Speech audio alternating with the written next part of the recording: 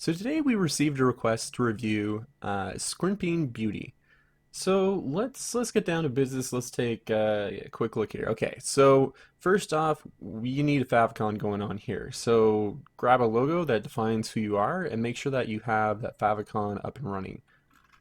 Scrolling to the bottom here, you still have the powered by Shopify link there. That's very easily removed. So get rid of that so it's much more yours.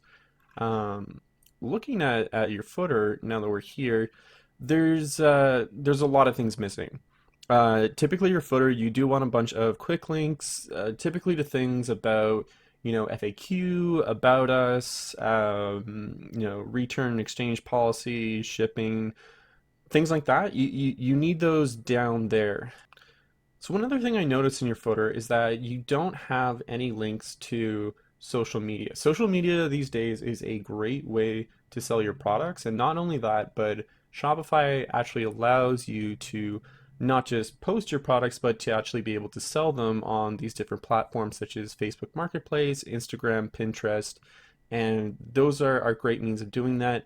So in terms of your sales channels, definitely activate those on Shopify. It's free to do that. And make sure that you have those different links at the bottom in your footer so that people can actually link to it, share, see what's up to date. Now let's get down to business. The biggest thing that I've noticed with your shop is navigation. Before we get into that, I keep noticing that you've got the sales pop up here. There's a bit of a difference of opinion. Some people think it works, some people say it's annoying. Personally, I am generally under the impression that to me, I find it distracting. I find it pulls away from the product. Other people say that it incites a feeling of, oh my goodness, I need to purchase this product because everybody else is purchasing it and there might not be any more left.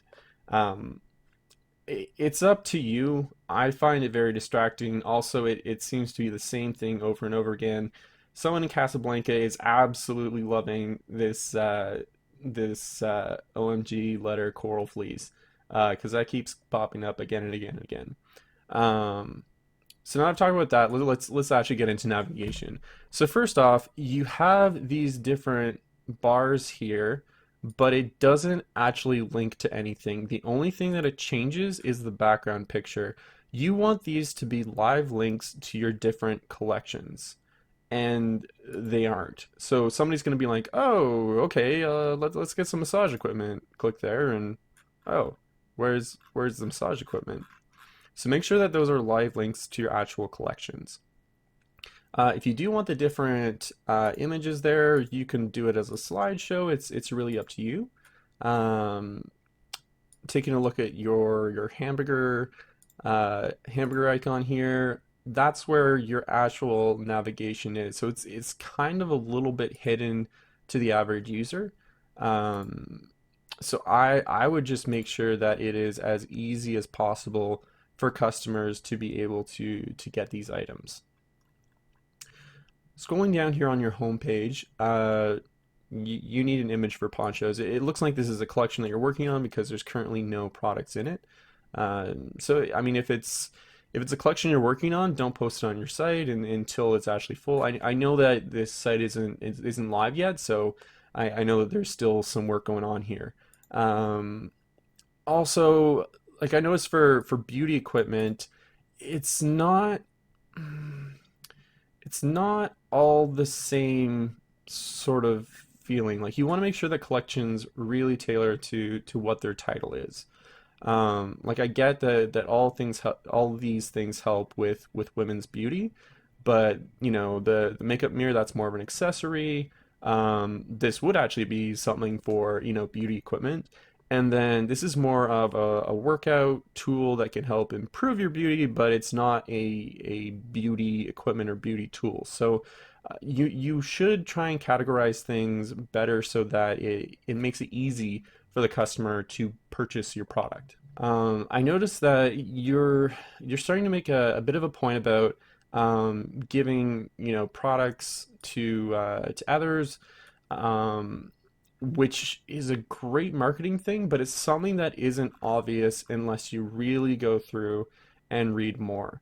And it does mention this here, but it title doesn't indicate that right away.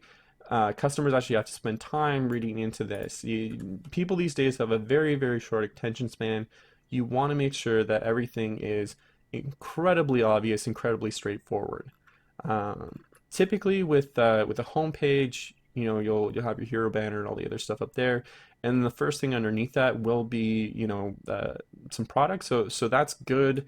I might recommend keeping it to a single line, so that you can start to put things like your information here. So I would adjust this so that the title says more about your responsive giving, and just have it more obvious. You might want to rephrase this a bit and just make sure that that becomes part of your brand. It's not just the customer purchasing something, they're actually helping somebody else out.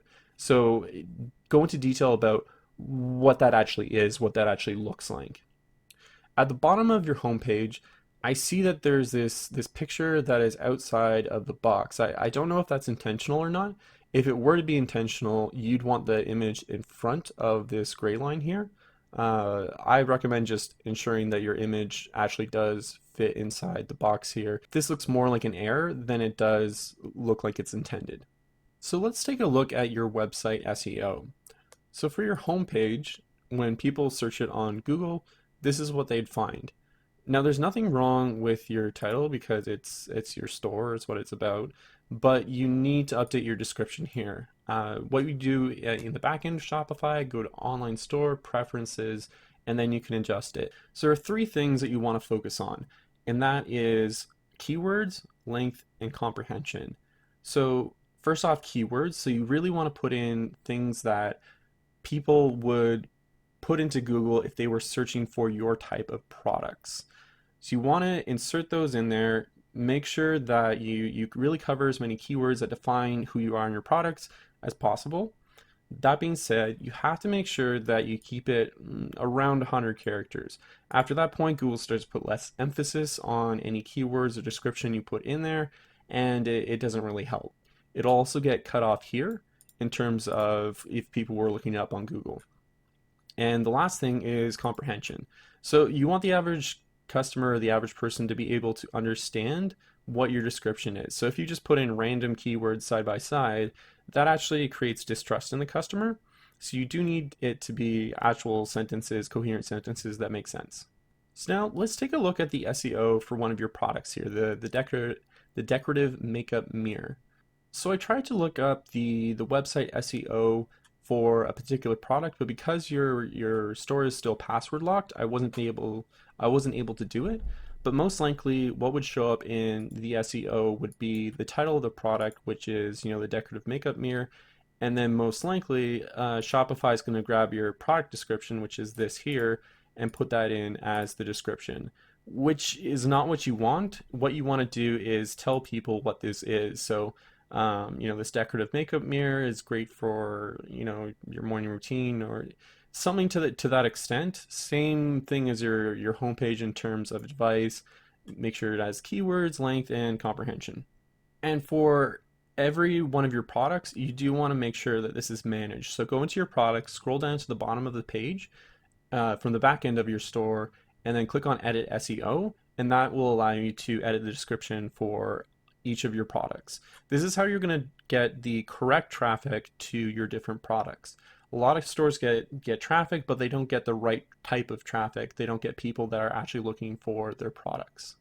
One other nice thing that would be good to add to your site would be a newsletter pop-up, and just have it's often great to have some incentive for people to actually sign up for your newsletter, something like 15% off your first purchase, or something to that extent, because it encourages people to sign up for your newsletter, which gives you a bit of more of a customer base. And then you can advertise to them with different sales and things of that nature. So there you go. That's my review of Scrimping Beauty. I hope that helps, and I wish you the best of luck, and I'll catch you next time.